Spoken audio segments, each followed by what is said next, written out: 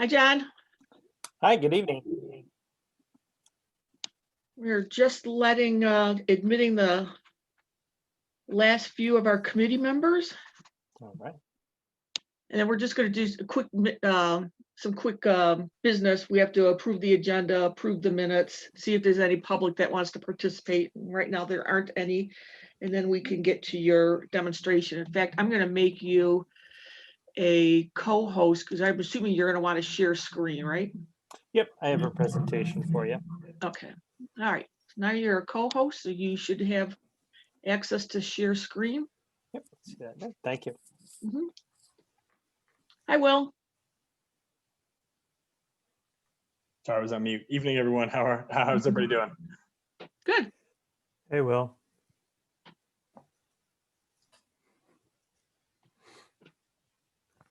All right. Well, let's get started here. The first item of business is the approval of the agenda. Are there any additions or deletions to the agenda for tonight's meeting?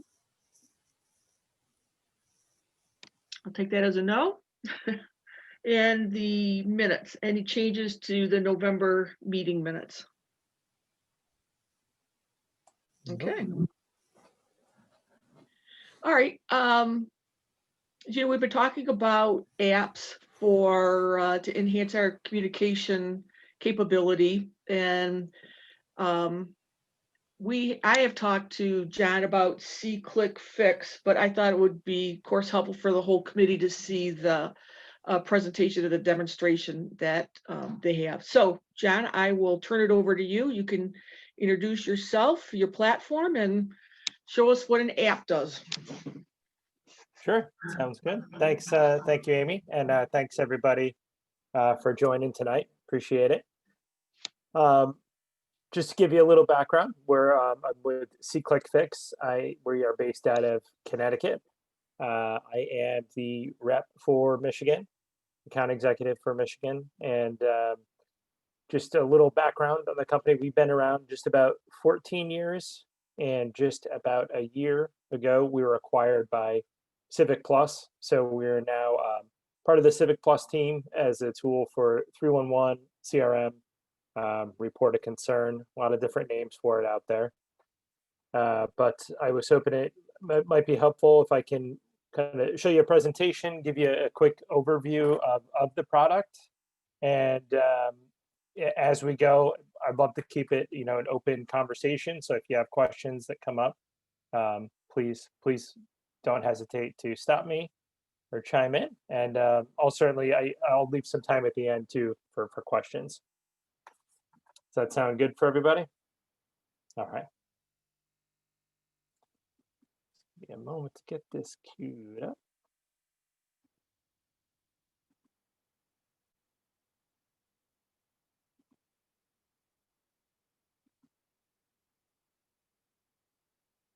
Okay, can everybody see my screen now?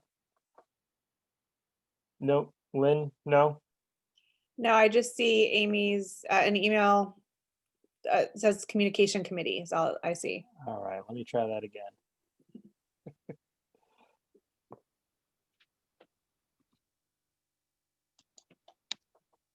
How does that look? Perfect. Fix? Okay, sorry about that. All right, so as I said, we've been around about 14 years, started out as an app and have really moved to branch out to some other areas. As soon as this catches up, there we go. All right, so what we generally see with towns and cities, counties, organizations that we work with is you have people reporting concerns, different types of people and different types of issues you need to get reported, from road issues to graffiti to maybe trash to down limbs to maybe even traffic issues. And you have different types of people that want to report them how they're comfortable. So from telling somebody, maybe using their smartphone. We all know a lot of people just live on their smartphone now, or picking up their phone.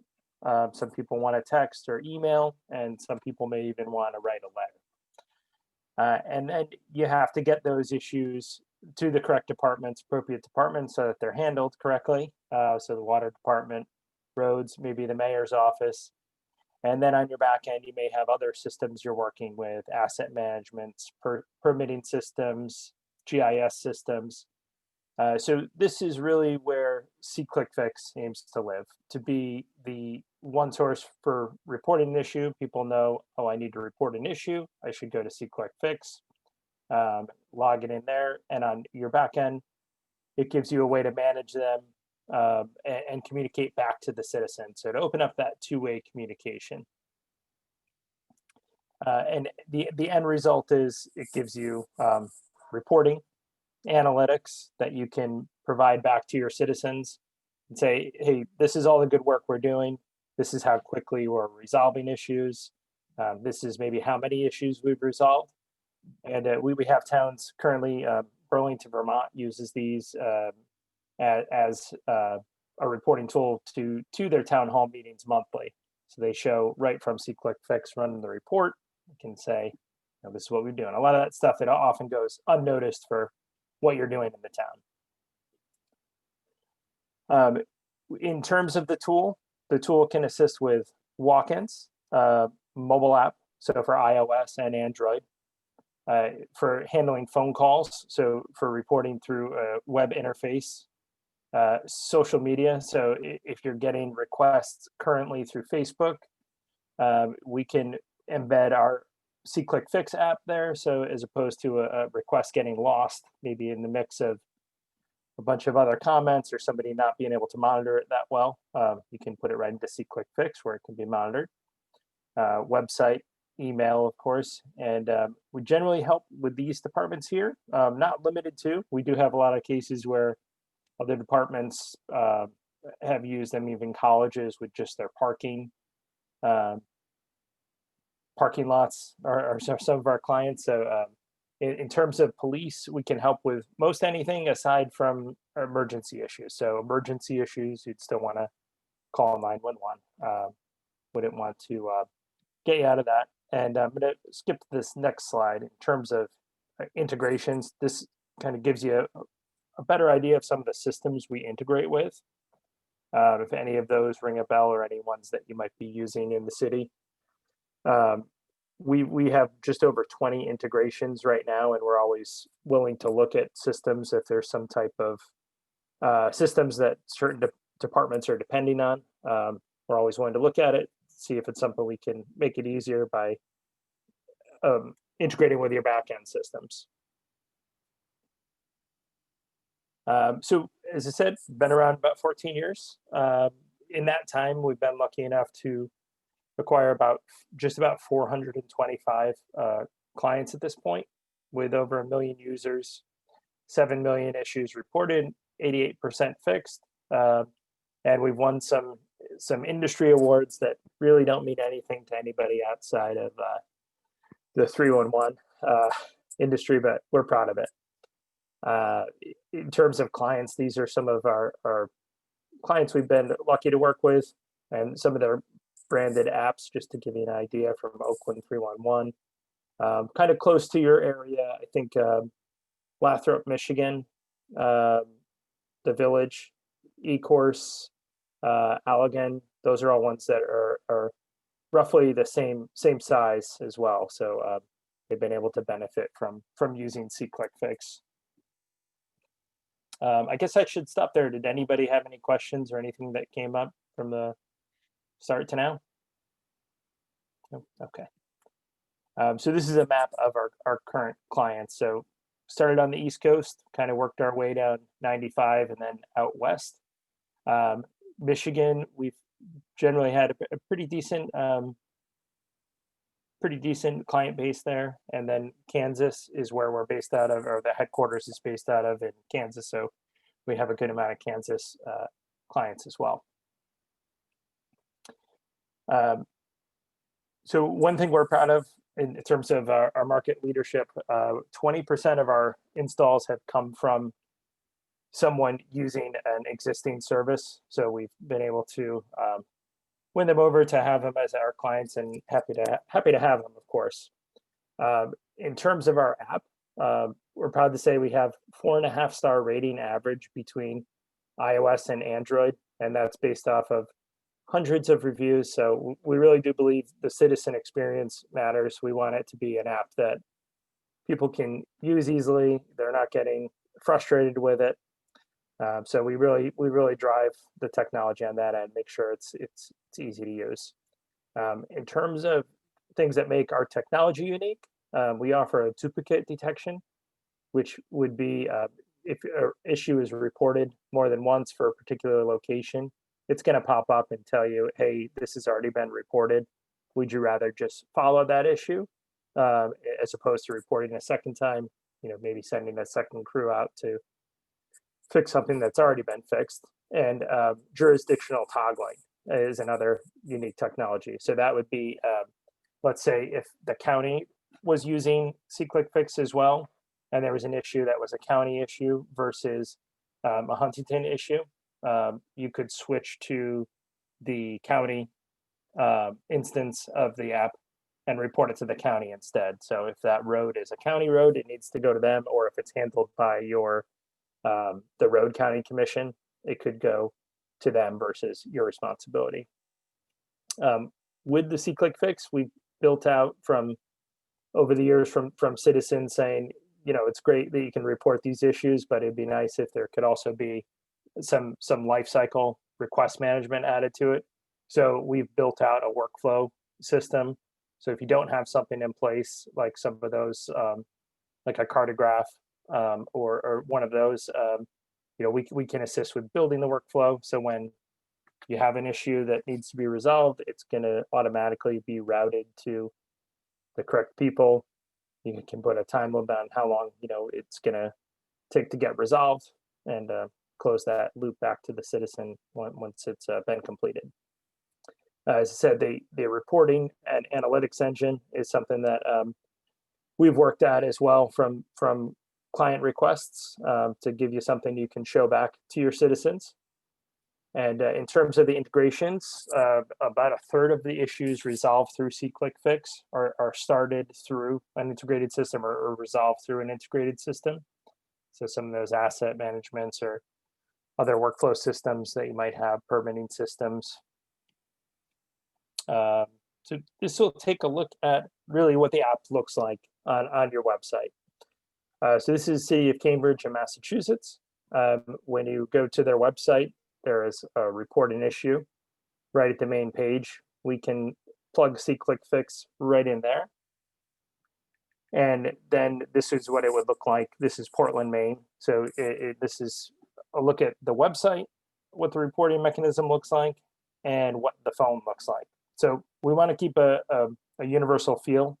We don't want people that are used to reporting on the website to be lost when they report on the app. So it's going to be same experience.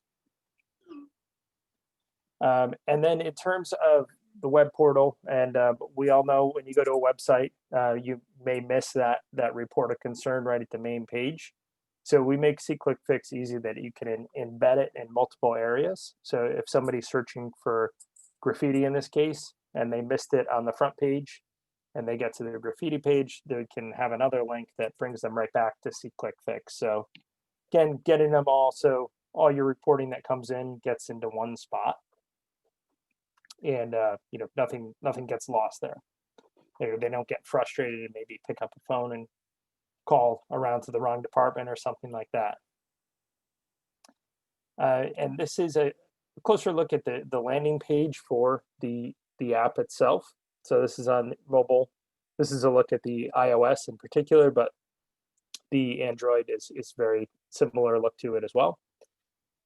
This is our landing page with what we call our mobile buttons here. So any of these here, survey, red tide, ready app, you can customize all these for to reroute. It's basically a customizable URL. So pretty easy to swap out. You don't need to be a programmer to be able to do that. But you can see for Pinellas County, they have red tide. It's very particular to them. So you can build it out for Huntington for things that are important to you. Or in more recent times, we've had people swap out the first category as COVID resources. So it'll reroute them to a website, maybe that shows them what the current phase is or what the current regulations are. And yeah, you can change these out seasonally as well. If snow removal is becoming a big thing, that can be right in there. At the bottom, this orange button will always be there for reporting. That's where you generate a request from. And you have notices. So this would be something a unique feature to us, as well as notices in which if you wanted to send out, maybe you say you have an event coming up for a road closure, maybe for plowing or for street sweeping, you can send out a scheduled notice, or you can send it out immediately to any SeeClickFix users on the app that, hey, the road's going to be closed from this hour to this hour, and have it scheduled to be sent or sent it right away. And then those will live right in this notice area. And then you can go to your list of issues there. You can go into your profile and see any of the issues you've reported as well. And then this is a look at when you click that button, or when you click the plus button here to report, you would either take a picture, or you can choose to not take a picture. You can put up to 5 photos on there. So depending on the type of issue, if there's no photo, but then you can pick your category. So this category, you can build out all these categories on your own. Some people just have 10. There are people with 20s. Probably don't recommend, upwards of 20 different categories. It's easy to get lost in there, but we do have a set list that we kind of recommend for starting out with. This center screen here is a look at our duplicate issues. So as I said, you put in your address, or in this case, your phone found your address.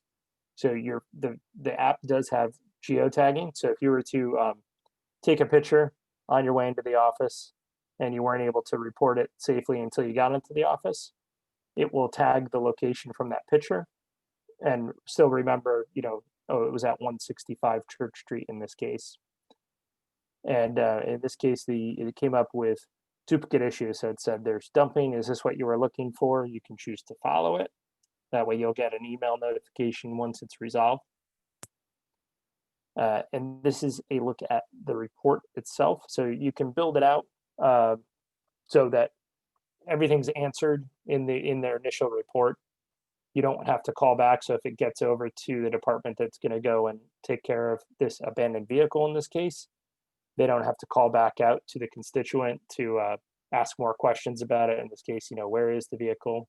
Is it abandoned? Is it located in the middle of the road? Is it off to the side? So you can also base your SLA off that as well. I know I just went through a lot. Any questions so far? No? Okay. And how are we doing on time? About 10 minutes? Mm-hmm. Okay. Just making sure. Hopefully I'm not boring you. I know it's a lot, and I'm sure you probably have heard a couple different softwares. So this is a look at if you have somebody in the office that's answering phone calls, they can use SeeClickFix as well as a web interface. So as opposed to them getting the phone call in and maybe transferring it to your public works department or to whatever department handles it, they don't need to be the expert for the issue. They can go ahead and take the address of the location, type in the type of issue based off of the request category type. You can have it built out again to have all the questions that need to be answered right there. And then you can have them emailed to follow along with the evolution or the status of the request. And in terms of our Facebook integration, so this is what it would look on the Facebook side. We can embed it right there. So you don't have to worry about requests getting lost on comments, or maybe people getting inappropriate on Facebook. You can kind of just route them back to SeeClickFix. Again, have it all in one place. In terms of the backend for request management, this is a look at what your different managers or whoever has access to SeeClickFix on the back end would see. So if there's a public works manager or the mayor manager that wants to see what's still open what's acknowledged. You can sort by the statuses here. You can filter by request type. So if it's just graffiti you want to see. And you can see, is it past its SLA that you've set up? This one's well past its, and then on the phone itself, this is what the end user is going to see as far as the assignee will see. On our end, we allow you to set up different member roles. So if you have somebody that's using the app, maybe they're closing it out in the field, and maybe they're not the best at replying to people. Maybe they're sarcastic, or you don't want them to have access to commenting back. You can limit their access so they can close or resolve an issue, but maybe not put a comment in there. So you can swap those out there. We have automations, subscriptions, and escalations. So you can assign people, let's say an issue hasn't been resolved for a week. It might go to the manager. Maybe after 2 weeks, maybe it goes to the town mayor or whoever you have in charge there. You can set those up, assign different notifications. So if certain types of issues come in, they always get notified by Public Works or whoever might need to see that. And then in addition to having the app where you'll get the notification for a C-Click Fix request coming through, it'll also get emailed to them. So kind of have two areas, if somebody's saying they missed something, they have it in two spots that they would get it in on.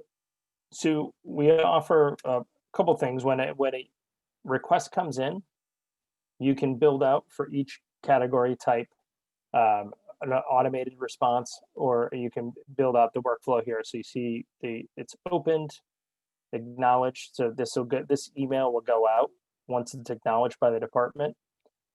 You can include what the SLA is for that type of request. And then in this case, it has, I don't recommend this, but it has a phone number in case something hasn't been resolved, but we want them to stay in the app again. We don't want them to pick up the phone and continue to call or start additional tickets for it. And when a request is closed, anybody that's following it or that the reporter will get notification that it's been resolved, in addition to anybody you've assigned to it in terms of the management side of things. So maybe the manager of the Public Works side would get a request notification that it's been completed as well. Discovery Maps has been something we launched just about 2 years ago. This is helpful in seeing where you're getting certain types of requests. In a lot of cases, it helps with crime. Maybe you're getting a lot of graffiti in one area, or in other cases, you might have a lot of potholes on one street. This can kind of help you to make decisions based off of, maybe the next time, instead of going to replace or fix a pothole, maybe we should just pave this. And then in terms of our integrated systems, this is kind of a higher look at the different systems that we integrate with. Do any of these ring a bell as far as systems? No, nothing. Okay.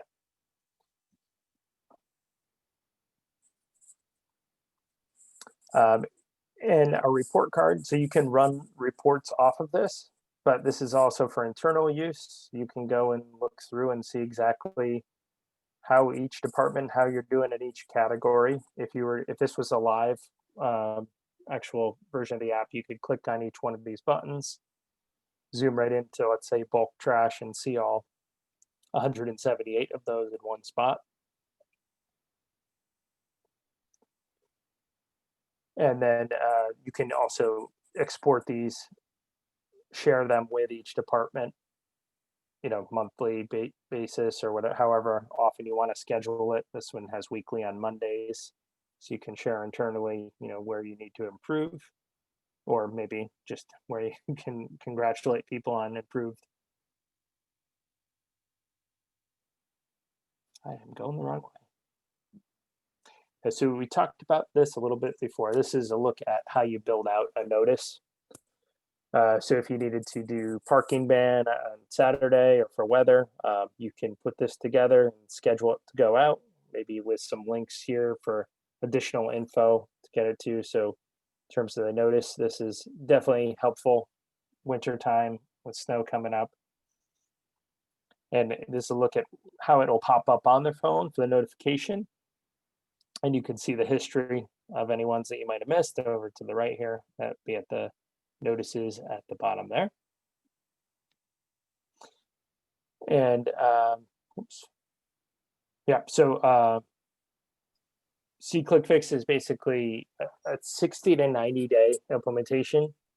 We provide training, and we provide a client success manager from day one, so to help you along with learning it and training you on the systems and helping you get up and running. And we offer the marketing assistance to get it out to your people, because that's certainly a big thing, is when you have it in place and it's up and running, is letting everybody know that they should be using it. But I know I am running close on time, or maybe over time, so I apologize for that. Had any questions come up, or anything anybody wanted to see in particular? I just had a really quick question in terms of the notices. Does that push notification just go to, so it's just on the app, or can that integrate into a larger email that goes out to the email, the list that you would have? Sure. Our notices would be based off of C-Click-Fix users. So if they were signed up for C-Click-Fix to use the app. But you want to import do you have a mailing list now or something like that, or? Well, that question goes a little more to Amy than I know. I was just curious of how, like, if that, so that really is just for users of the app. They get the notification on the app. Yep. They see it there. It's not necessarily then integrated into sort of and then an email that could come out, or there isn't functionality to integrate those two yet. No, I mean, we do integrate with single sign-on. So if you had like everybody on single sign-on, it could go out to like their email that's attached to it. So they don't necessarily have to be a mobile app user. They could be like signed into the website. If you had like a single sign-on for the website, we do offer something with that. Yeah, it could link right to the single sign-on that you already have. Gotcha. Just one question of clarification. So going back to the home screen of the app, the links that you're able to identify and select, those are just linked to our own city website, correct? They could be wherever you want it to go to. Well, but I'm saying it's not a separately designed app function. Whatever we set up will link to an outside website. Yep. Correct. Yep. Okay. Whatever URL you put it to. So, it could be CDC, it could be a county website if it's something that you want them to have access to. That could be weather. Some people put weather reporting in there. Yeah. But yeah, any URL.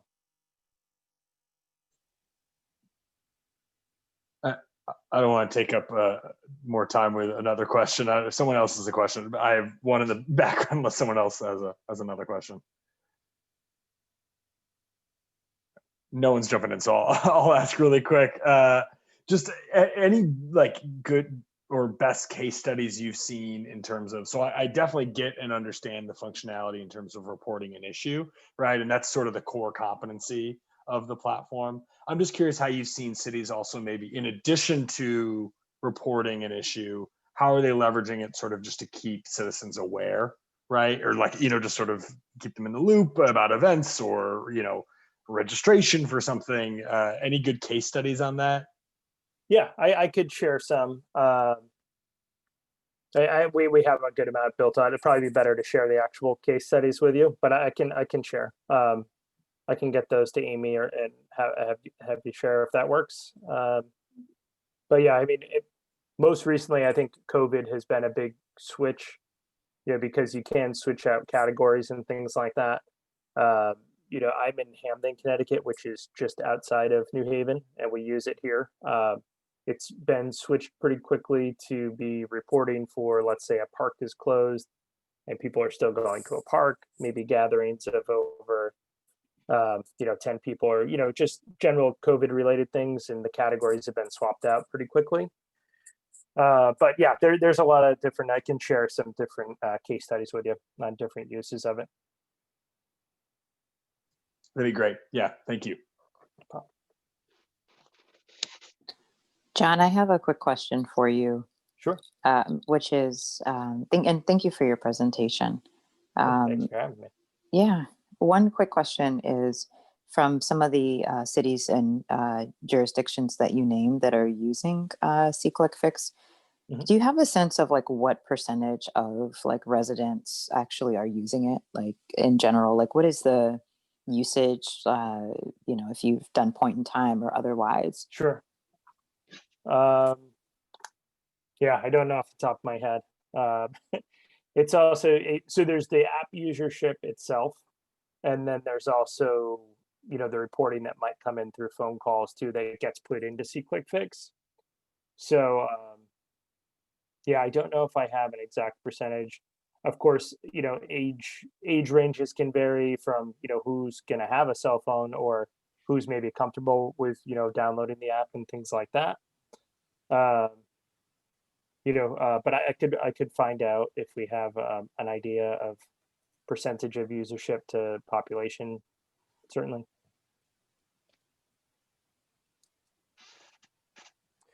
Quick question for you, John. Thanks for your presentation. The price quoted to the city, that includes the web and the phone app together? Yep, correct. Yep. Are they always together, or is there a la carte option maybe to separate? To just have the phone app, for example. Yeah, it's always together. I see. Okay. Yeah. Is there any functionality that's excluded in kind of the price tag that's been quoted to the city thus far? Sorry, what exactly do you mean? Yeah, just curious if anything in the deck that we saw that doesn't tonight, come with it. that isn't included in sort of what's the price tag Sure. that's been talked about. Sure. So the proposal that was sent, we offer the app, and I think the only thing that's not included in there is the custom branded app. So C-Click Fix comes in two different ways.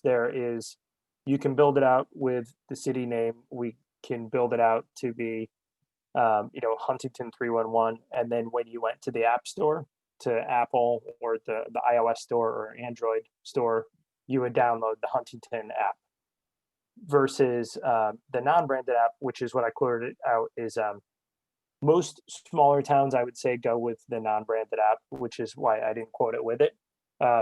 It's just C-Click Fix would be the app you download from the marketplace. And what would happen is when you're in Huntington, it would map out where you're located. So any of the requests, it would be lined up with your request categories. So it's still your app, but it's just not labeled as your app. Just basically, you would be the developer versus us in like the Apple marketplace. One more question in line with the App Store. So is there a verification tool for like citizens, or can anyone download and access the app? Yeah, anybody can download and access the app. We do make it so you're signing and you're agreeing to the terms and conditions when you use the app. Are you? It sounds like you're worried about people citizens of the town not being able to, or reporting. No, not necessarily worry. I'm just trying to understand like the full functionality and privacy aspect of it all in terms of accessibility.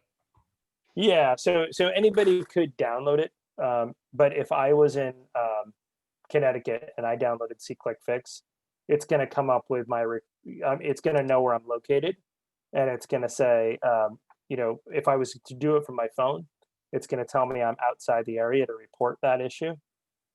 So it wouldn't let me report into your town, but it's in terms of, I guess, I guess is that kind of where you're going with it, or I'm just want to make sure I'm following. No, I guess I was just, there's certain for instance, one of the websites that the city relies on a lot for communication of issues is Nextdoor. And Oh, generally yeah. there's a Yep. verification process to like prove you're actually a citizen rather than like, you know, this has obviously been a weird year and like there are people that troll and access things unnecessarily. So I'm not worried about people outside of the community. Yeah, making I see what you're community saying. goings on. I just, you know, these are questions that we have to ask, and my background. Yep. No, yeah, you have to verify that you are who you say you are. In terms of that, I see what you're saying now. In terms of you know, people being abusive or making too many requests or not writing appropriate things, you know, there are things that don't fall within our policy that I think there's a big difference between us and Nextdoor of what's allowed. There's a lot less allowed in our app than there is allowed in Nextdoor. And you can get kicked off, not pretty easily, but a lot easier than a lot of those other apps out there. In terms of verifying that you're in the town, what reason I was asking that is, you know, there you might have people that travel into town to work, and you might want them to report things as well. So it doesn't automatically not let you log in if you're not within the city limits. You know, if you're not from the town initially, but you don't have to show your ID, I guess I should say. But yeah, if it's being used inappropriately, I forget how many times it is, but they are going to be banned from using it.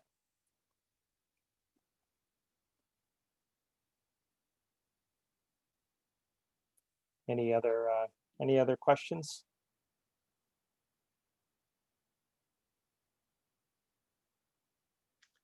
Okay, I'm sorry, I'll be annoying. I have one more question. So, That's why we're here. so a lot of the use that we were considering for this app was not just hold on one second. My husband is greeting somebody at the. Is there integration in terms of like notifications, calendars, bill pay, or is it just simply linking people? And this goes back to my earlier question. Is it just as good as our website is, or is there like some integrated functionality with like calendar and notifications and things like that? Or is really the meat and heart of the app reporting of issues? And are there ways to integrate those type of things? Should we you know? Yeah, I'd say, I mean, the meat and potatoes, the heart of the software is the reporting side of it. In terms of like a payment system or something like that, we don't integrate directly with those. But if you had like those mobile buttons where you have the URL that links out to another, you know, pay page, you can do that. In terms of a calendar, what kind of calendar is it, or what? No, I think you answered my question. I think Okay. So really, in terms of those things, the app is as good as our as the URLs that we link to are. Oh, yes. Yeah. So if you put the calendar URL into the app, you could have the calendars, you know, right in the app itself. Yep.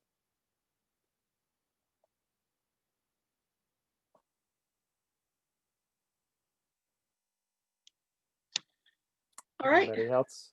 If there aren't any other questions, John, I will look for the examples of other ways that cities use residents to keep them up to date. And then if any other questions come in from the committee, you know, those ones that you get in the middle of the night, I will email those to you. And Sounds good. Yeah, I'll get you the use cases. And for Chara, I know she was asking about the percentage of users, so I can try to find some numbers on that. Maybe it might even be just in, I feel like we might have it for the kind of whole app wide, but maybe have it down to particular clients as well. But I can see what I can find on that as well. Yeah, thank you very much for your time. I appreciate it. Hopefully I was able to answer all your questions, but of course, if any come up, please let me know. all right, very good. Thank you. Thanks, you. John. Appreciate it. Thank you so much, John. Have a good day. Thank you. Thank you very much.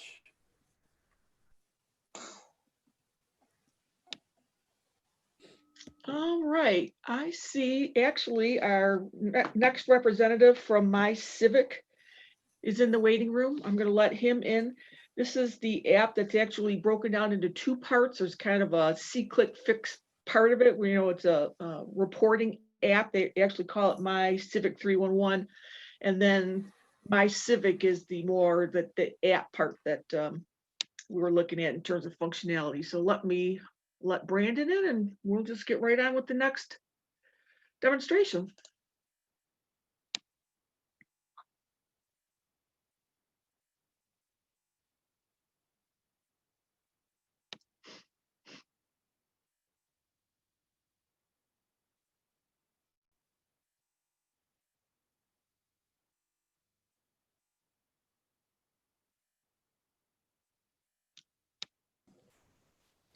Hi, good afternoon. Hi, Brandon. How are you, Amy? I am good. This is the communication committee. Hi, everyone. And I'm going to make you a co-host so that you can do the share screen function. Okay. And as I talked to you before, the communication committee is looking at the possibility of adding an app to our communication platform. So that would be beneficial to see how they operate and answer any questions and share it with the entire committee. So, Okay, great. The screen is yours. All right, perfect. Now, I know when we previously spoke, we just went over the My Civic 311 component. Is that what you'd like me to demonstrate again for the team? Well, no, the Civic 311 is the reporting part of the app, and I know the committee's interested in the other functions that apps can provide, via the phone. So Sure. both. Okay, sure. No problem. Let me start sharing my screen with everyone. And then we'll go ahead and jump into the demonstration here. Now I'm going to turn off my camera just so I can make the imaging a little bit larger for everyone. Now, can you see my screen now? Yes. Okay, great.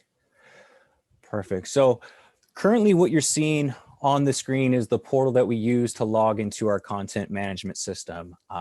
Basically the system that you're going to be using to manage the content, images, and the overall app itself. Now, during this demonstration, if any of you have any questions, by all means, I always tell my audience, go ahead and stop me so I can address your question or circle back to an image and show you it again. So I'm going to go ahead and log into our content management system. Now I have several environments, and an environment that I use for demo purposes is called Tylertown, which you currently see on my phone. But let me get into the Tylertown content management system. Okay, perfect. So this is the administrative dashboard that your team is going to be logging into, like I mentioned, to manage the app itself. And as you can see on this dashboard, you have some statistics regarding your app. This linear chart represents your monthly traffic on both devices. The platform does support all Android and iOS devices, including phones and tablets. And then we also have a quick snapshot here at the top of the new issues, open issues, and closed issues in our My Civic 311 system as well. And then finally, you get a snapshot of your total number of downloads on each one of those devices. And there would be a little pie chart here indicating those numbers. And then also keep in mind, everything that I'm going to be showing you in the content management system, your team is going to have access to. But if they ever run into a question or unsure of how to make a change to the app, we do have a help desk option for them to use. And then we also have live chat available as well. That's being monitored by 2 team members from 7 a.m. to 5 p.m. Pacific Standard Time.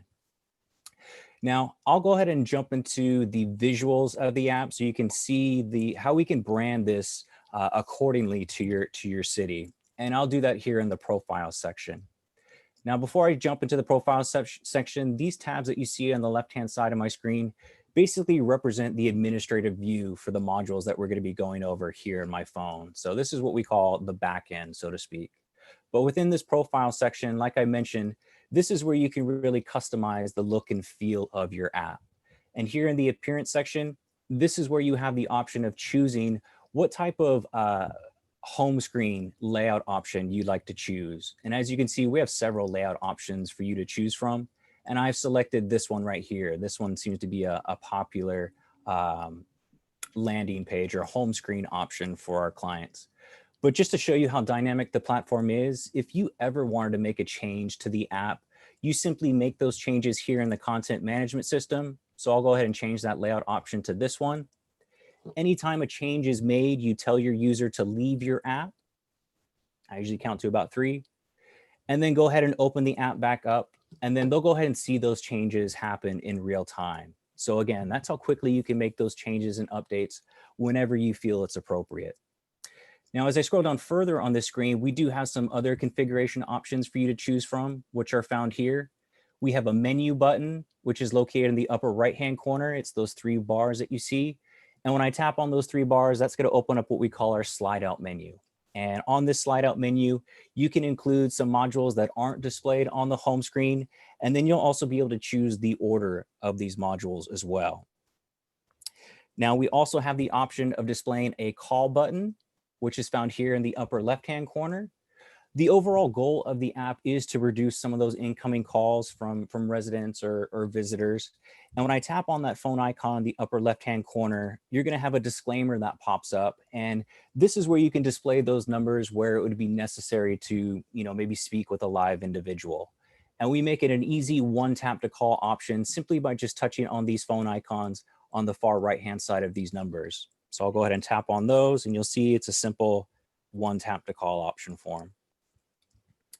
We also have the option of displaying your local weather information, which is found here. And then you can also enable a home screen button found on the slide out menu. And that's this home button that you see here. So it doesn't matter how far they get into the app, they can always open up that slide out menu, tap on home, and it takes them directly back to the home screen option. As I scroll down further, this is the icon I'm using to represent my application, as you can see here. So you'll be able to design what type of icon you like for your app. And this is the background image I'm using for my demo environment, which you can see here. And traditionally what we've been seeing from our clients is they're changing this background image seasonally, or let's say you guys have an upcoming event you're looking to promote, once everything gets back to normal. It's a great way to draw attention once people come into your app and see that background image or see that promotion. And then finally on this page, as I scroll down further, you even have the option of choosing what color you'd like to represent your text. As you can see, I have white selected here. You can even choose what color you'd like your slide out menu to be. I have this gray color selected. So again, it really emphasizes the look and feel of your app and gives you the ability to brand it specifically to your city's needs.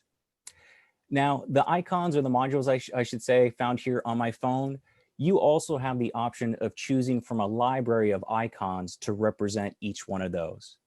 Now, here in the menu section, like I mentioned earlier, you can also choose what type of order you would like those buttons to be in. So if you guys happen to have a meeting and you want to decide to change up the order of these modules, it's a simple drag and drop option. Each one of these banners, you can simply just click on and drag and drop it into any order that you choose. And that also includes which ones you like turned on your home screen option, and then which modules you like turned on the quick out menu as well. So again, very customizable, very branded specifically to the look and feel that you're going for. Any questions so far? Okay. Now I'm going to start diving into the different modules here on my phone. And basically when we start building this out for you, it's a complete blank slate. And the only thing that you would see here on the left-hand side would be the dashboard, the profile section, and this add menu item down here at the bottom. So here's a list of all the different modules that our My Civic platform has to offer for you. And the first one that we're going to be going over is our People and Informations module. And I currently have that labeled as City Hall. Now, this People and Informations module, we've seen duplicated the most by our clients. Not only can it represent City Hall information, but we've also seen it duplicated to represent a COVID-19 update button or a new resident information or new resident button where, people that have moved into your community can find out, the easy ways to hook up their cable, how to turn on their water, basic information every new resident individual needs to know once they've moved into the community. So I'll select City Hall so you can see the layout of that module. And this first layout option that you're seeing is what we call our hierarchy layout option, where you can have a picture of the mayor located at the top, your other council members 2 by 2 as you proceed down. And then you can also tap on their photos to get more information about that individual. I've seen a letter from the mayor message in this section, or just a biography about that individual. And then we can also turn on some call to action buttons, which are found here in the center. You have a 1 tap to call option, 1 tap to email, 1 tap to be redirected to another website. And then we also have these arrows down here in the lower right-hand corner, which allow me to shuffle through each one of those individuals. Now that's just one layout option within this module. Another one we have is what we call a straight picture view, where we eliminate that hierarchy picture at the top and everything is just 2 by 2 as you proceed down. And then you can also tap on those photos to open it up to get some more information.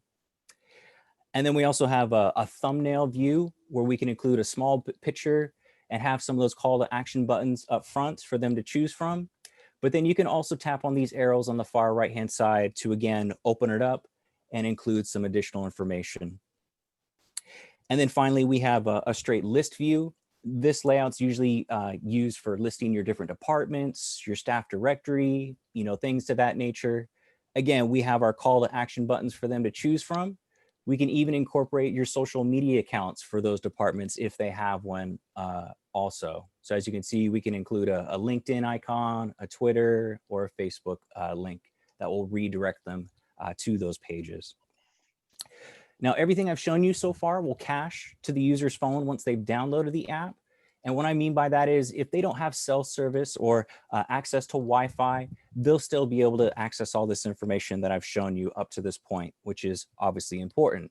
But with that being said, we do have the ability to link out to a live feed. For example, we have some clients that have a webcam located at their recreational centers, or this is an example of the city of Huntington Beach. That's a client of ours. And they actually have a webcam located at the pier. So that way their citizens can take a look as far as what's taking place down at the pier using Wi-Fi access.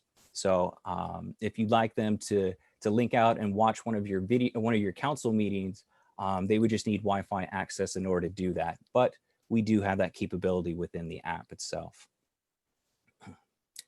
So again, that was our people and information module. And you'll be also able to rename any of these modules that I'm going through. So don't think that these are just set in stone as far as the icons and the labeling of these modules. You'll be able to choose, again, what icons you'd like to represent each one of these and then name them as well. Now, the next one is our Parks and Rec module. This is known as our People and Classes module. And you'll see this has a bit of a different layout look to it, but this module is primarily used for listing your different facilities, your parks, if you have hiking trails, bicycle trails, golf courses, any recreational activities can be found within this module. As you can see, we can include a small thumbnail picture, the name of that facility, the address, and the hours in which it's open. And then as you can see, we also have those call to action buttons that we can turn on. It's up to you when we're setting this up, which one of these you'd like turned on. You don't have to turn all of them on if you don't want to. You can only turn on a few if you like. But again, we have that 1 tap to call option, 1 tap to be redirected to this facility's website if they have one, 1 tap to see your location on a map while at this facility, and then directions as well. Now, I will tell you that within this specific module, this is used as more of an interactive experience for the user. And what I mean by that is what we can do is we can outline bicycle trails, hiking trails, and like I said, make it an interactive experience so they can take out their phones and open up their apps and see exactly where they're at on those hiking trails or bicycle trails, because we'll go ahead and outline them on a Google Map environment. And what we've heard from clients is, this really gives them a reason to come back into the app and use these different modules because, again, it's fun, it's interactive. There's nothing else out there that has this information regarding their community or their city. And then, like I mentioned, we can also link out to recreational class activities. This is just an example of us linking out to a portal that already exists and gives parents and young adults the opportunity to sign up for recreational classes directly through the app. What we do is we create this mobile friendly environment, so that way you're not having to magnify your screen and spread your fingers apart to get to those tiny little fields to enter in your credentials or just to sign up for something. We create this mobile friendly environment, which you see here, and make it much more convenient to magnify those fields to make it a more easy and friendly experience for the user. Now, next, we're going to be going over the news and calendar. Before I do that, I just want to tell you that the news and calendar will not cause your staff members any redundant work. And what I mean by that is what we're going to be doing is we're going to be pulling existing RSS feeds from your city website. So anytime you update your latest news or your events calendar, that information is going to be automatically pulled into the app. And that also includes tying in your social media feeds as well. So as you can see, I have 3 different categories here. And when I tap on social, that's going to give me the option to go through each one of your social media feeds directly through the app. So as you can see here, if your police department has a Facebook page, we can tie that in. Your Instagram, your Twitter, if your police department has a Twitter account. And then finally here in the media section is where you can upload YouTube videos, public service announcements, a message from the mayor. We've even seen past council meeting recordings uploaded in this media section as well. So again, the overall goal with this news icon and this news module is to allow your citizen or to allow that user to simply just tap on that news icon and cycle through all the news resources that you guys have to offer. Rather than going to multiple website pages or multiple social media accounts, they can get everything they need to know within their community by just tapping on that news icon. Now, I mentioned the calendar is going to work entirely the same way. We'll still be pulling those existing RSS feeds from your events calendar from your website. So anytime you make any changes there, it's automatically going to get pulled into the app as well. Now, on this calendar that you're seeing here on my phone, the dots represent upcoming events. And then I can also view those down here at the bottom in a list view. So I can simply just go ahead and scroll through those. And if anything jumps out, that I might be interested in attending, I can go ahead and click on that. It'll open it up, give me some detailed information about that upcoming event, the dates, hours in which it's going to take place. And then we also have this add to calendar button, which is a really cool feature here in the upper right-hand corner. When I tap on that add to calendar button, you'll see at the bottom of my phone, it says event added to calendar successfully. So what that just did was that added this particular event to my native calendar on my iPhone, the calendar that I use every day. So as a citizen, I can come in here, take a look at some of those upcoming events, open them up, read the description. And if that's something I'm interested in attending, I can simply just click on that add to calendar event and it saves it to my native calendar. Now, we've been told from our clients that this helps out with the overall user experience when learning about these upcoming events. And then this will also help out your attendance as well once we're able to go back to having those gathered environments or having those gathered events with other spectators or visitors or people from the community. So again, that add to calendar button seems simple, but it's really convenient for those that are looking to save this information with a one-touch option. Now, we also offer a business directory. Now, what we can do here is when I select business directory, we can create these unique categories for you guys. So again, you can set up, what type of icon you like to represent your restaurants, your retail shops, your auto repair, and again, you can name them whatever you like. But I'm going to go ahead and tap on this dine icon so you can see what it looks like when I open up that category. So as you can see, I have all the dining restaurants that are closest to me geographically. So here we have the name of the business at the top, the address, and the category it falls under. Now we can also turn on those call to action buttons. You have your one tap to call, one tap to be redirected to this restaurant's website, and then directions as well. Now I can also tap on any one of these restaurants to open it up to get some more information. And this is really where you get your business owners involved in promoting your app for you.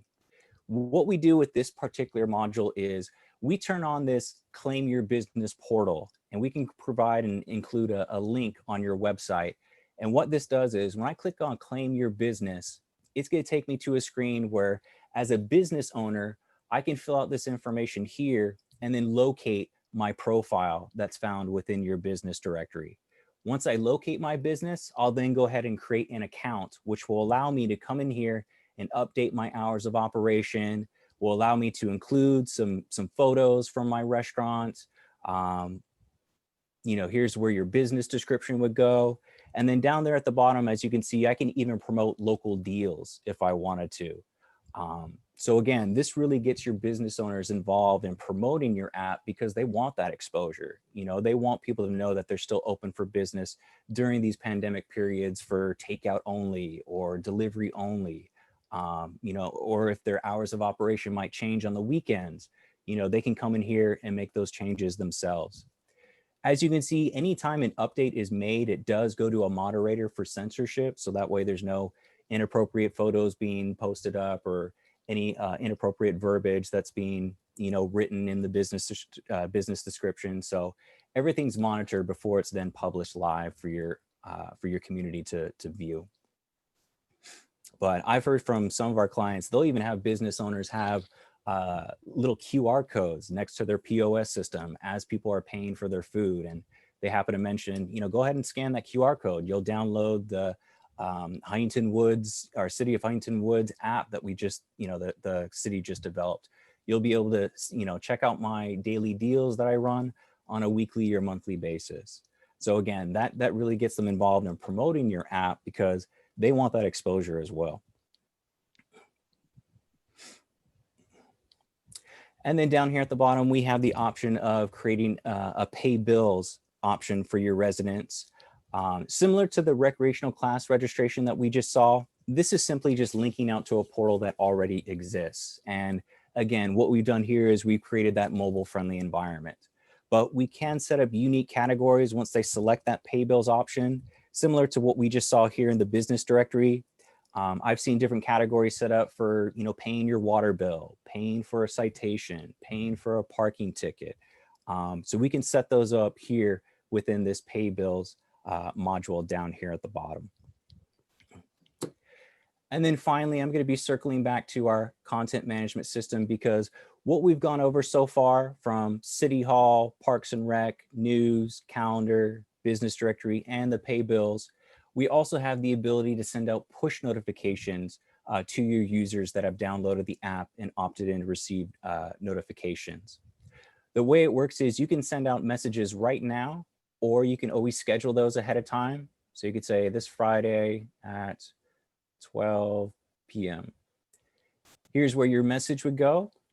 And then you have the option of deciding who's going to receive that message. Do you want to send it out to all users that have downloaded your app? Or do you really want to localize that message and use a map? And what you can do here on this map is you can draw polygons on this map and say, everybody in this shaded area, I want them to receive this message here at the top. And you could draw multiple polygons if you want.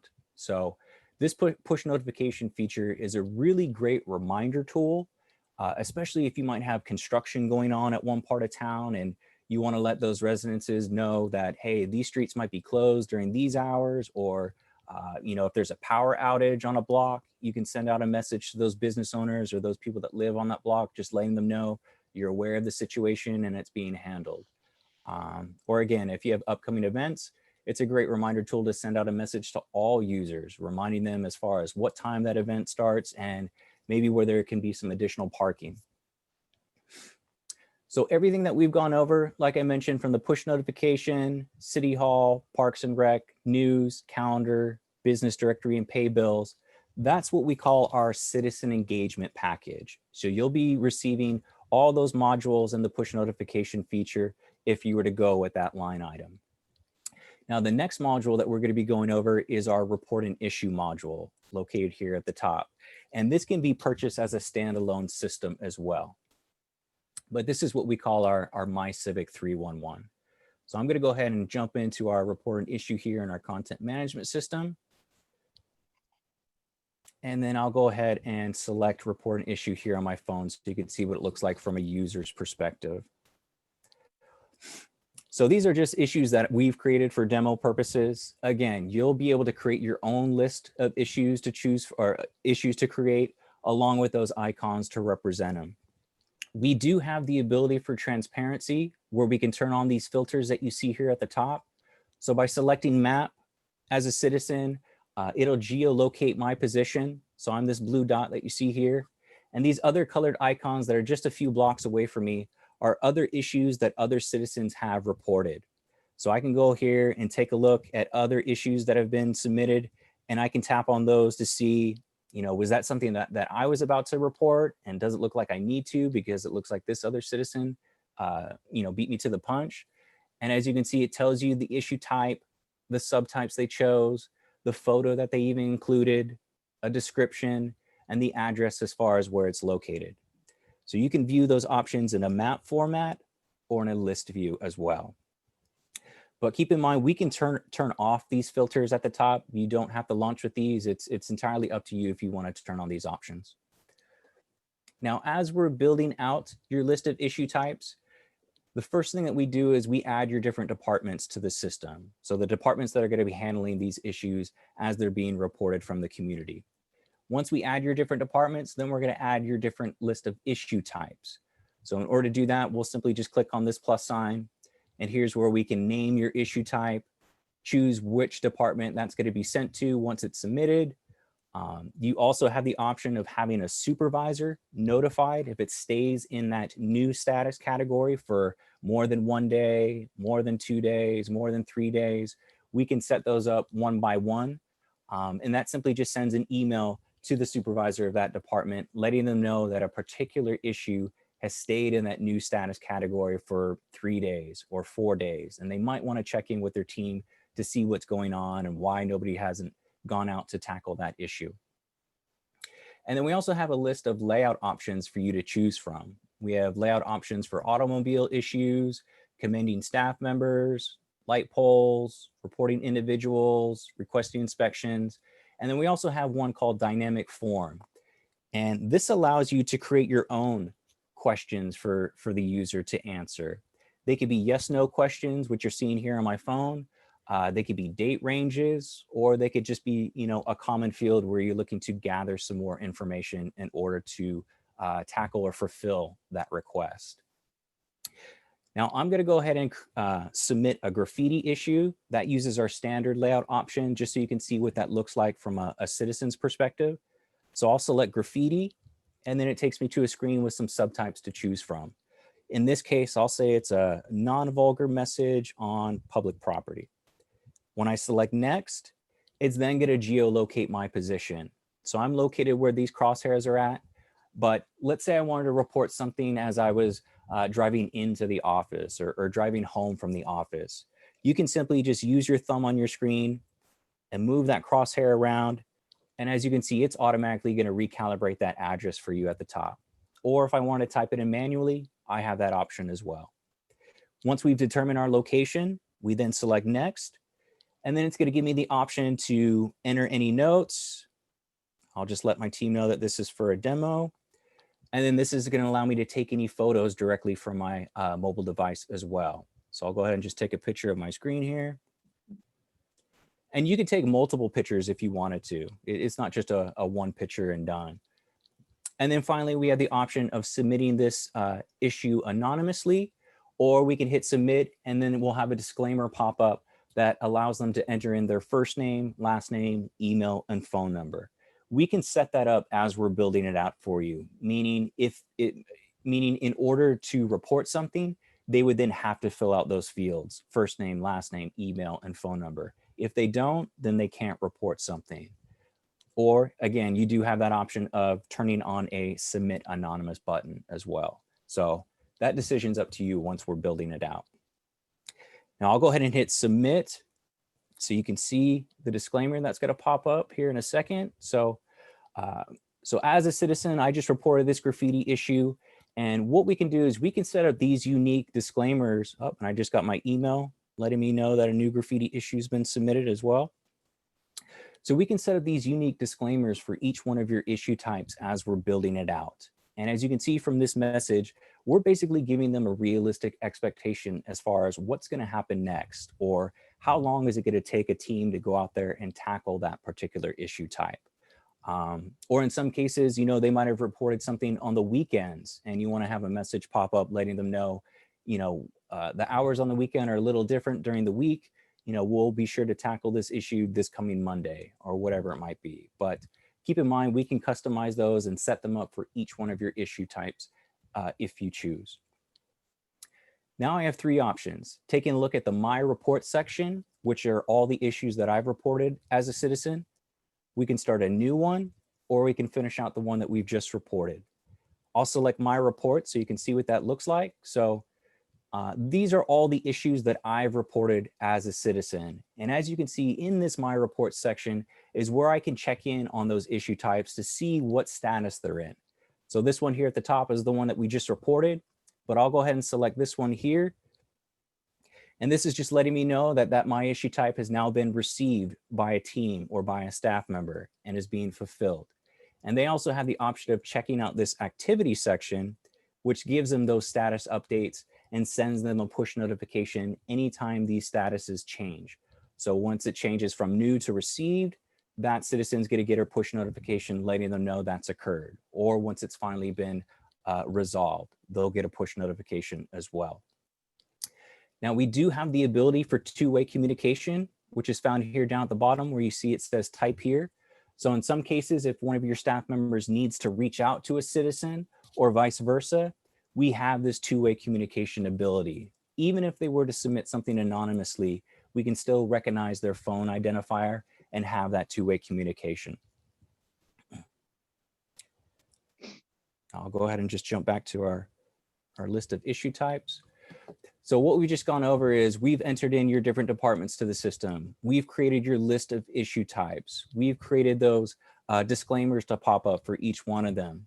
But we can also set up disclaimers to instruct the user as far as what to do next. And an example for that would be for animal control, let's say. A lot of times animal control could be a third-party service or a contracted service, and that individual needs to contact them directly. They don't need to call the city. They need to call animal control directly. So once they make that selection here on my phone, we can have that disclaimer pop up with those instructions saying, please contact animal control directly with any issues. And I have a one tap to call option. So again, this is where we're cutting down some of those incoming calls to City Hall, which then just need to be rerouted to a different department, or you need to give that individual a different phone number to call. You can give them those options here in your list of issue types and just have those instructions prompted once they make that selection. Another example would be if I wanted to report a crime report.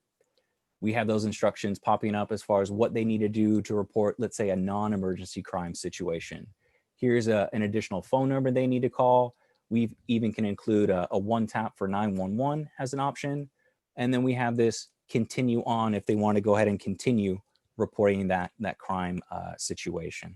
And that just walks them through the different prompts. So once we've done all that, the final step would be to add your different staff members. Now keep in mind, using the My Civic 311 module, we're also going to create for you a staff app for your field workers. So you'll be getting two applications in a sense, and I'll show you. It's going to be this icon here, and I'll jump into the visuals of the staff app here in a second. But just to go back and talk about, when we're adding your different staff members that are out in the field, or that might be administrators that are going to be managing the issues as they're coming in, we simply just enter in their information here at the top. And then down here is where we have our list of our different departments and the different issue types. So as you're adding each one of these staff members, you can even customize those workflows for them. So if I'm adding Joe Smith to the system, I could say, I only want Joe Smith to be responsible for broken sprinklers and graffiti issues. So now when Joe opens up his staff app, those are the only issues that he's going to be assigned to or that he can see within that staff app. Now, these different columns represent some different options when we're setting up Joe here in the system. If you want Joe's supervisor to be notified as well, when those issues are being reported, we'll simply just check off those same boxes here in the supervisor column. So now Joe's supervisor is going to be notified when a broken sprinkler or a graffiti issue has been reported. In order for Joe to receive a push notification to his staff app, we're going to select under Receive New Report and check off those same boxes as well.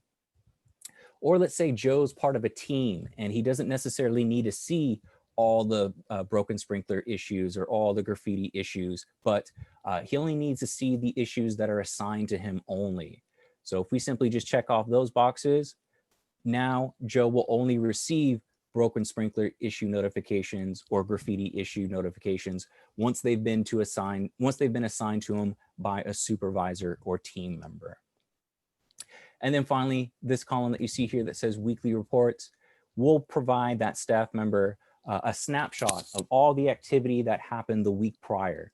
So they'll get a snapshot of all the issues that are in the new status category, received, assigned, and closed. They'll get a total number of the number of broken sprinklers that were reported and graffiti issues. And then finally, they'll get an average resolution time for each one of those issues that were resolved from the week prior. So those reports usually go out Sunday morning or Sunday afternoon. It's up to you when you'd like those to go out. But I wanted you to see this screen here because this really represents how we can customize those workflows for each one of your staff members. Now I'll go ahead and switch gears and jump into the staff app so you can see those visuals. All right. So I know this color scheme looks a bit unique, but when we were building out the staff app, we did a number of ride-alongs with public works employees and even code enforcement officers. And we found that this color scheme works very well in bright sunlight. So when they take out their mobile devices or they take out their tablets, this information is going to be much easier for them to read. As you can see, this is the issue that we just reported a few minutes ago. And this is how it's viewed in the staff app. And then here's how it's viewed from your desktop as well. So I'll go ahead and open it up so you can see what the web-based version looks like.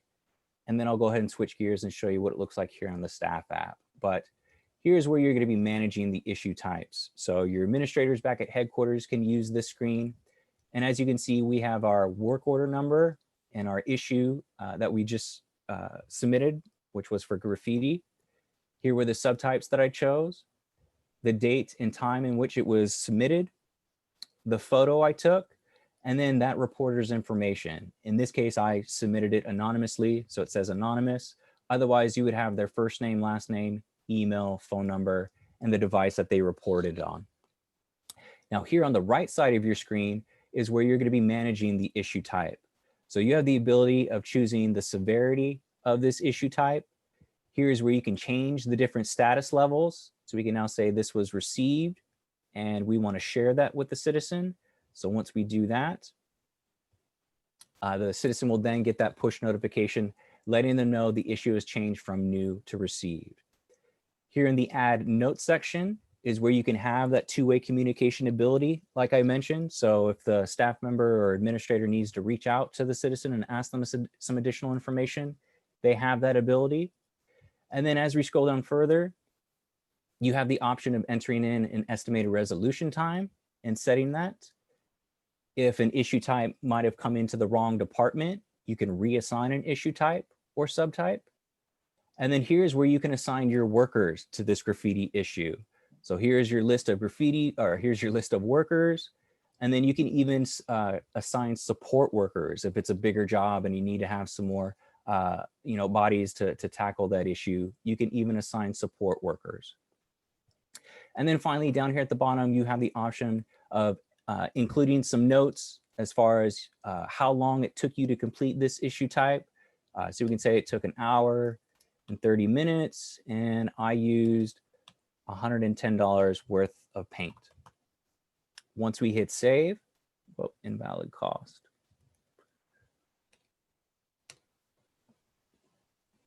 There we go. All right, so as you can see, that was the push notification I just got letting me know that my issue type changed from new to receive. And then as you can see, everything that changes, whether it be a status update or a note that's included in this section, there'll be a timestamp and audit trail for other staff members to view you know, if they need to circle back and take a look at this particular issue type. Let me just go ahead and refresh. So as you can see, since I changed this from new to received, I refreshed my staff app and it already automatically changed it to received. So I'll go ahead and select that here on my phone so you can see what it looks like for a staff member that's out in the field.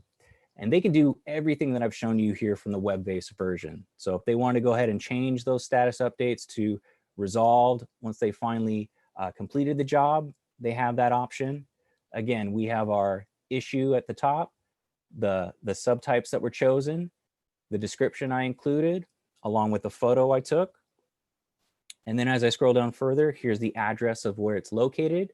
And I can even tap on that arrow here and it's going to give me driving directions. This will simply just open up my maps and I can even get directions to that issue type.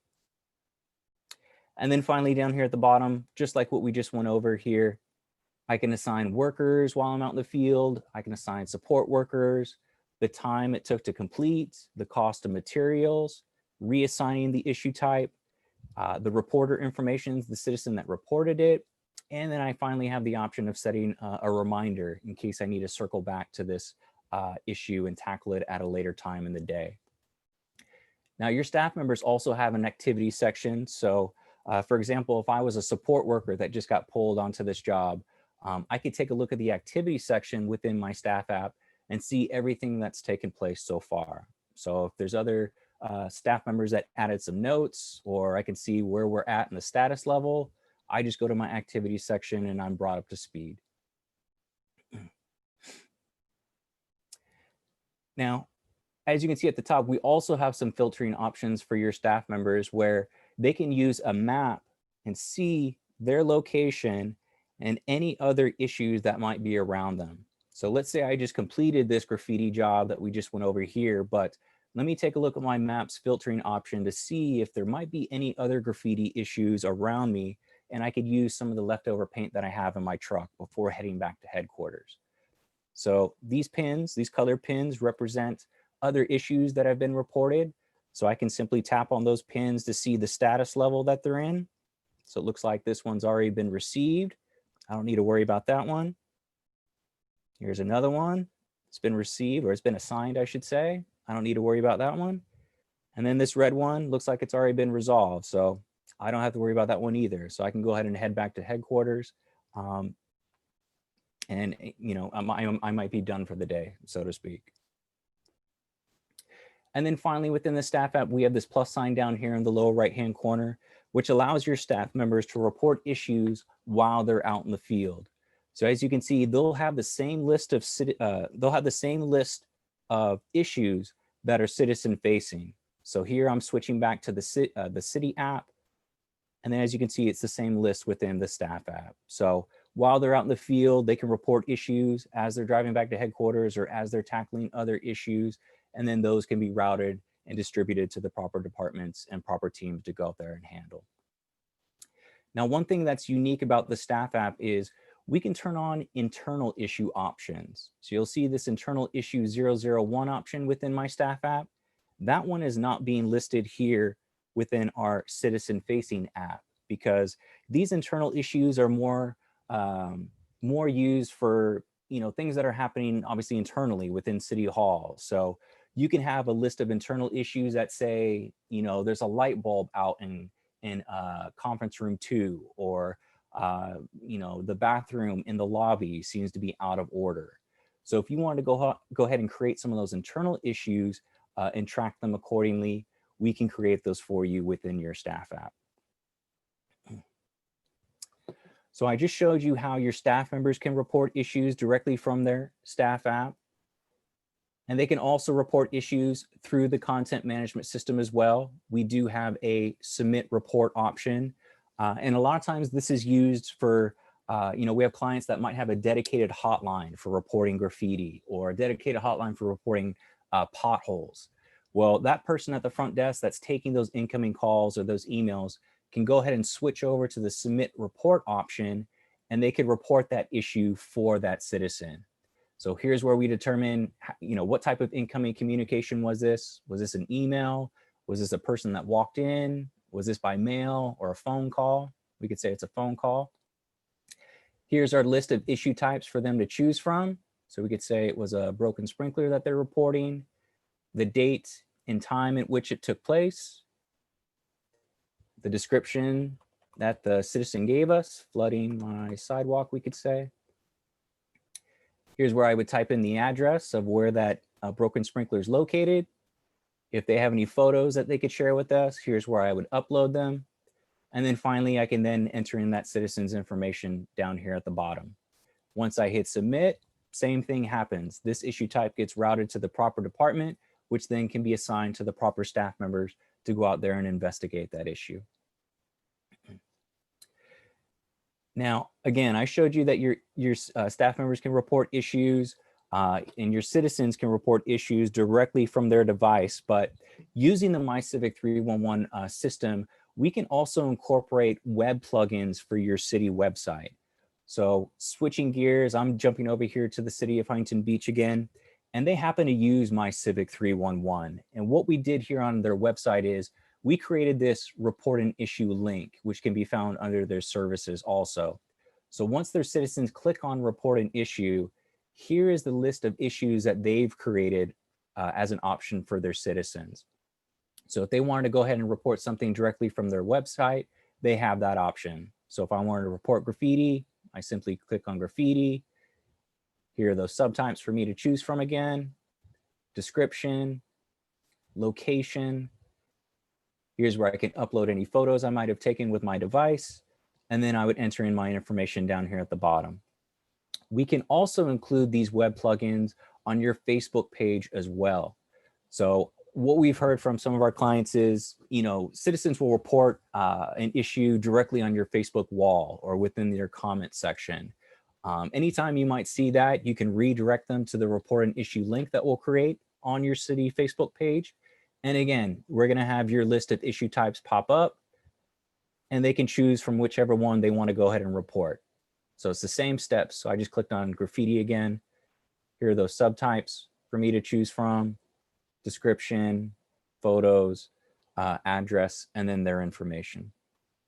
So we give you 3 avenues with this system: reporting issues directly from their mobile devices or tablets, directly from your Facebook page, and then finally from your city's website as well. Now, as all this information is being reported, you do have an analytics tab as well. So you can run custom reports. You can get breakdowns as far as, maybe you're having a lot of potholes being reported, or you might have a lot of crime or a lot of graffiti issues being reported in one part of town and you might want to investigate. So I went ahead and switched over to our analytics tab. And here is where we can provide a heat map for you, so you can see where those issues are being reported. And you simply just click on these flags here and it tells you the type of issue that was reported. And you can filter those out based by their status level: new, received, assigned, resolved. And you can filter them out by issue type as well. And that's for the map here. But as I scroll down further, here's my total of new issues assigned, new for the day, and resolved for the day. Here's the breakdown by issue activity. Here it tells you how these issues were reported, by which device: iOS, Android, or through the content management system by your staff members. Here's your total for each one of those issue types. It looks like we have 40 graffiti, 9 broken sprinklers, 6 light pole issues, etc. We give you the breakdown by department. And then finally, your average resolution time. And all this information can be exported onto a file, or it can be printed out on an Excel spreadsheet if you wanted to. So that way you can distribute this information during your council meetings.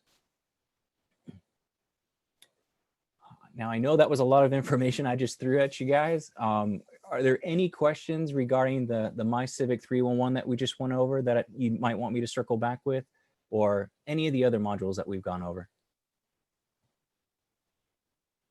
I have a question on the part of the app where you could locate different types of businesses. The business directory. Yeah, so we're really small. We don't really have a handful of businesses here within the city. Who builds that out? Do we build that out so we could include restaurants and businesses from the surrounding area, or is it just Google based and Google finds the business? Well, what we could do is we could either take a list of your business licenses that are currently active in your community and upload them into the content management system. And then once we do that, we can divide them up and create these different categories for you. Or, I mean, even if you just have like a CSV file, you know, of your businesses that we can upload into the system, we can do that as well. Okay. Mhm.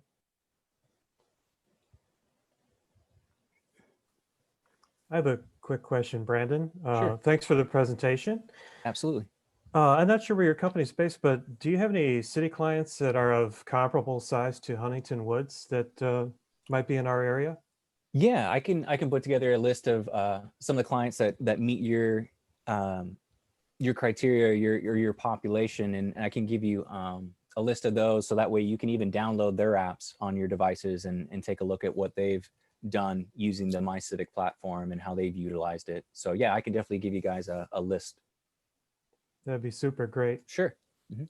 And you could always go to your app store even right now and just type in MyCivic, one word, services, and it should provide you a list of all of our live clients. But I'll go ahead and give you a list so you can really narrow those down. But just food for thought tonight if you're on your devices.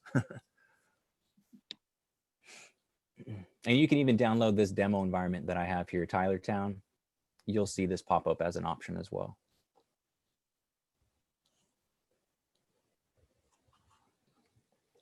But just to give you some additional information as far as, you know, if you want to go ahead and move forward with us building out an application for you guys, what are some of the next steps that we take are, once that contract or that agreement's been signed, within 2 days, what we do is we contact your point of contact or the individuals that are going to be involved in the build out process. And what we do is we schedule what we call a kickoff meeting. And at that kickoff meeting, what we're going to do is we're going to go ahead and already build out what we call a preview app for you guys. So we'll go ahead and jump onto your website and start building out your preview app using that information. We'll go ahead and create a City Hall button for you. We'll, you know, start tying your news and your calendar together. So that way we can really give you a tangible product to start playing around with on your devices. And that way you can start giving us some of that feedback or some of those changes, rather than giving you a phone book of forms to fill out, you know, letting us know, you know, how do you want to name your modules? What pictures do you want to use? What icons you want to use? We find it's more easier for both parties if we give you that tangible app at that kickoff meeting. It won't be public facing. There won't be anybody else that will be able to download that app besides your team. But again, that allows you to start playing around with it, you know, letting us know what home screen option you'd like to use once we launch this out. And going back to these web plugins, you don't have to launch with all of these right out the gate. You know, as far as the MyCivic 311, you can, it's always great to make an announcement saying, hey, now you can report issues directly through the Huntington Woods website. We now have a report an issue link or an option that you can simply click on, and that'll walk you through the proper steps. Or, you know, making an announcement when that's available on your Facebook page, let's say. Or, you know, you don't have to roll out with turning on all these modules all at once. You can turn on some of the basic ones as far as the City Hall, Parks and Rec, report an issue, news and calendar. And then let's say, you know, a couple months down the line, you want to make another announcement letting them know, hey, we've just now added a new business directory. So now everybody can find out all the businesses that are still open and available for takeout or delivery only.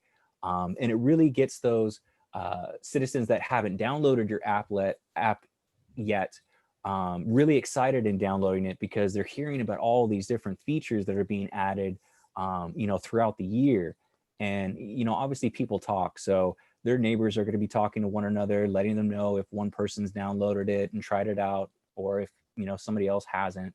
So again, really spreading out some of these modules throughout the year, we've seen very beneficial. And again, gives a reason for those people that have the app to come back and see the new, you know, button that you turned on. Oh, how does that work? Let me go ahead and, you know, take out my app and see it. Because again, anytime you make those changes or updates, they simply just open up that app again and a new button will pop up. They don't have to re-download it. They don't need to update it. as soon as they reopen that app, that new module then will appear on your home screen or your slide out menu, wherever you want to put it. And that's when you can go back to your push notification feature and make that announcement to all users. Hey, we've just now turned on a business directory. So now you can find all the restaurants that are closest to you, all the clothing, auto repair. You know, this is where the push notification feature really becomes a useful tool once you're turning on those additional modules through a 6 to 9 month period, let's say.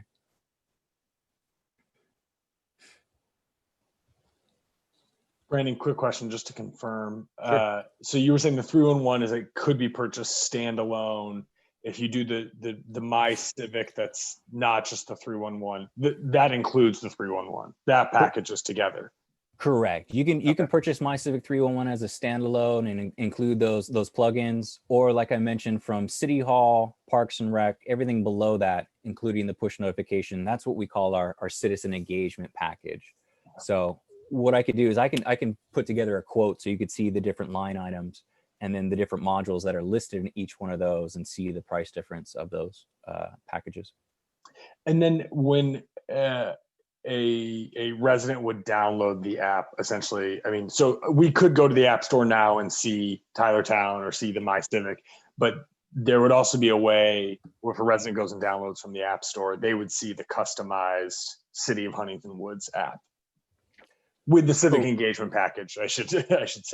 Yeah, exactly. And you can choose, you know, as we're building this out, you can choose the keywords you want to use when they're making those searches. You know, obviously Huntington Woods would be one, or City of Huntington Woods, whatever you like. So that way they can find it once it pops up. Gotcha. Thank you. Mm-hmm. Sure.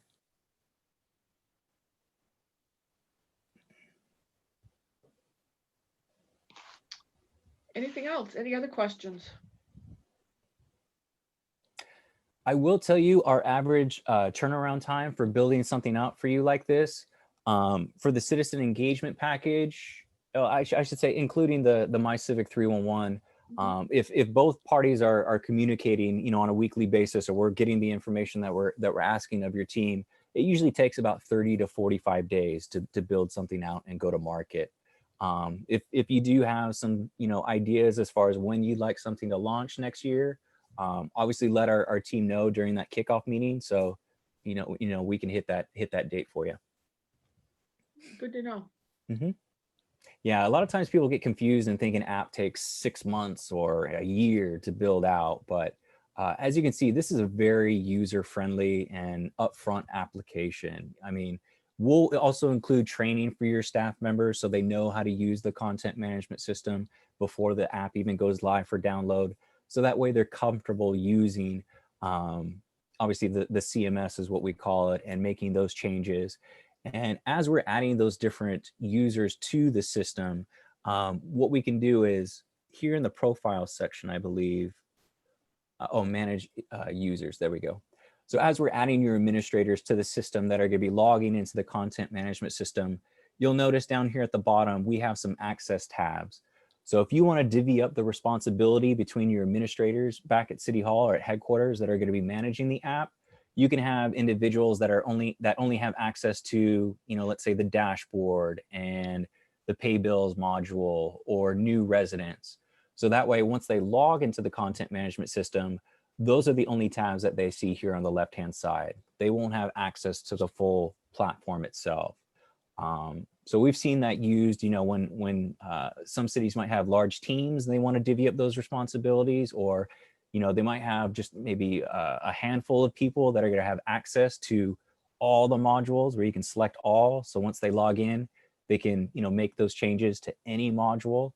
So I just want to make sure you keep that in mind, that we can divvy up those responsibilities by department or by individual staff member. All right, well, that was very thorough, Brandon. Oh, thank you. Thank you. Last call for any questions? I know it's getting late for you guys. I'm on the West Coast, so it's 5:40 my time. Well, we appreciate you taking the time to meet with us, but that was very informative. I'll look for the list of clients of similar medium-sized cities. And then if any questions come to any committee members after tonight, I will get back with you. All right, that sounds great. And thank you again, Amy, for allowing me to present and setting this up for me. I really appreciate it. And it's been a pleasure meeting the rest of you as well. All right, very good. Thank you, Brandon. Thank you. Thanks, Brandon. Have a good evening. Appreciate it. Bye-bye.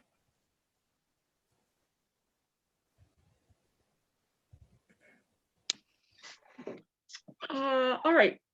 Before we get into a discussion on the two apps, I do want to tell you that I've located a third app that I'd like to schedule a demonstration for the January meeting, and a fourth one that's a little bit different. It's texting only.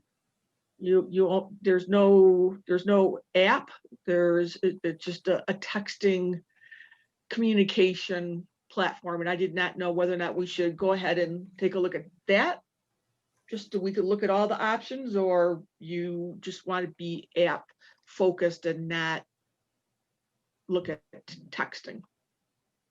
I thought we already had a texting platform that we were talking about last time. The texting app would be, that's how you would report problems. Oh, okay. Individuals would just text the information to us. Any interest in that? Amy, let me, because I know, right, this is something that has been on at least certain members of city commissions' minds, right, is a city app. My guess, you'll have more information. My guess is, right, they want to see something that has broader capabilities than just sort of texting issues, right? So I'm not opposed to hearing it out, but my initial gut reaction is probably that doesn't meet what city commission probably sort of had in mind in terms of an app. And I think truthfully my interest too, like a report on an issue is a nice feature, but to me, I think, we need something that has broader capabilities than just reporting issues. I echo that. I think, especially based on what we just saw, like going from an app that was like solely focused on reporting to like one that could do all of the things that we are really looking to accomplish as a city. I agree with Will. If you want to set up a presentation for a text only app, obviously this is like the time to like take in all that information. However, with the amount of information and discussion we've had around that, I tend to agree with Will that it's probably not within what we've charged to do. And it might be, duplicative of what we already have, but that would just be my vote. I agree 100%.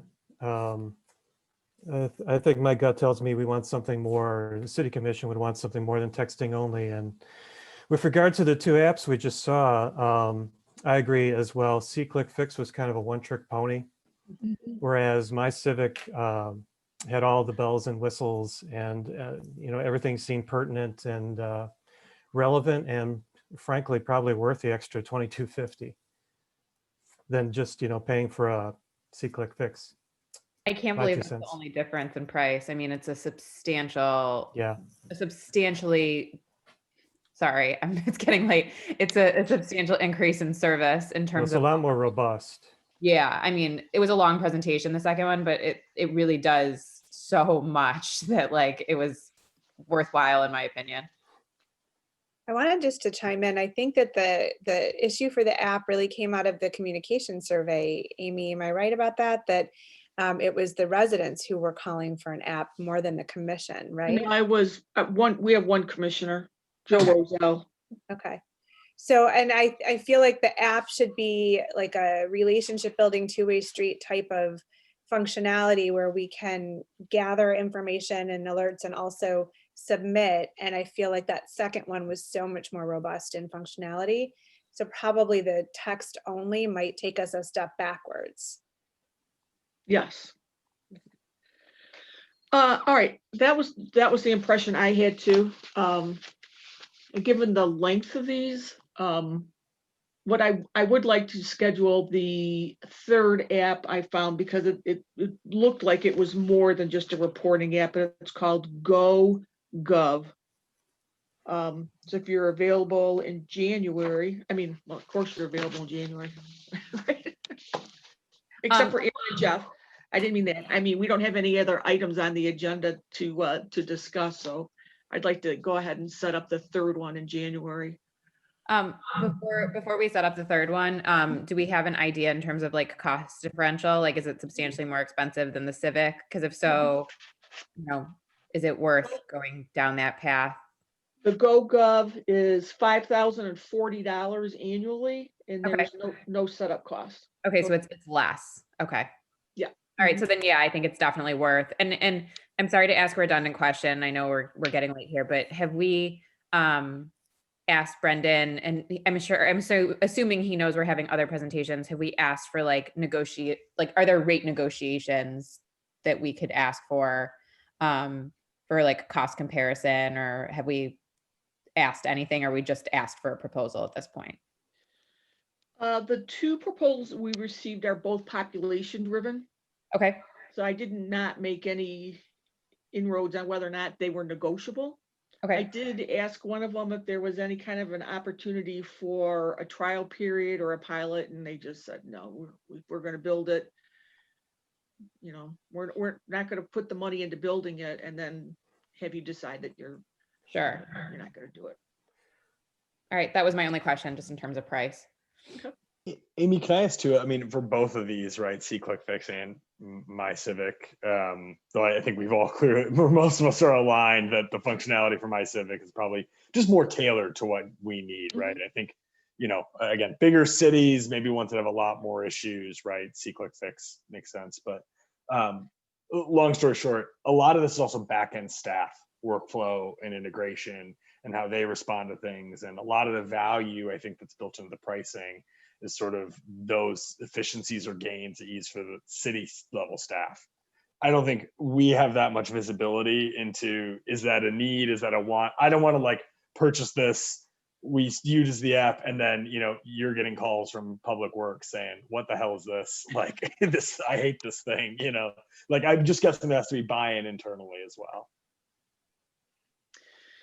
Yeah, I actually, this first one, the My Civic, which was, remember when I looked for other cities and I found the city of Troy and the city of Southfield had apps, and this was their app. This was the one that I liked the best. And so when staff did the presentation, we did it with our DPW and with Hank, who does code enforcement, so they could see how it worked and how it would integrate into their process for handling issues. And I asked them to come back with the list of, you know, the different issues, you know, what issues would we be most focused on? And so we took, you know, that stuff. So I don't see an issue with pushback from staff. There's just not going to be that many of us involved in it, you know, so they're already thinking about it. That's good to know that they had at least some engagement with this previously, and we're generally positive about it. So they won't be you won't be getting protests or angry emails from them, it seems like. So that's good. No, I don't think so. All right. Any other thoughts on the demos? I thought it was really informative.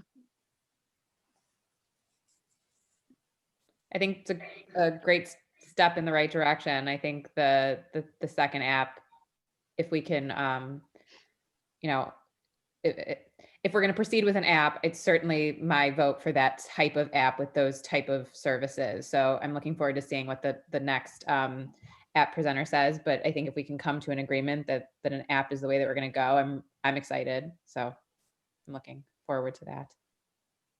And Aaron and Jeff, you're awesome. We don't want to lose you. I know you're riveted by next month's meeting. I did. I mean, things are getting exciting now. It's app. I did include in the agenda packet the 2021 meeting schedule. So if you are one of those people that schedule things, put things in your planner, put those dates in. Our next meeting will be January the 19th. The City Commission is interviewing residents interested in serving on the Communication Committee, and they are planning to make appointments at their January 5th meeting. So hopefully we'll have our new committee members on board for the January 19th meeting. And I want to give a big sincere thanks to both Aaron and Jeff, who have stuck with this committee for years and years and years, and been very, very helpful. So I really enjoyed working with you guys. Same here. And with everyone on the committee, it's been a great pleasure. Thank you, Yep. Amy. All right, and if there aren't any other comments, we will adjourn, and I'll see you next year. All right. Okay. Happy New Year. Happy holidays. Bye, everybody. Yeah, It's been thanks, nice working everyone. with you. Holidays. Thanks, Jeff. Thanks, Aaron. Happy holidays, everyone. Talk soon. Thank Same to you, Will. Bye. Bye, guys. Thank you.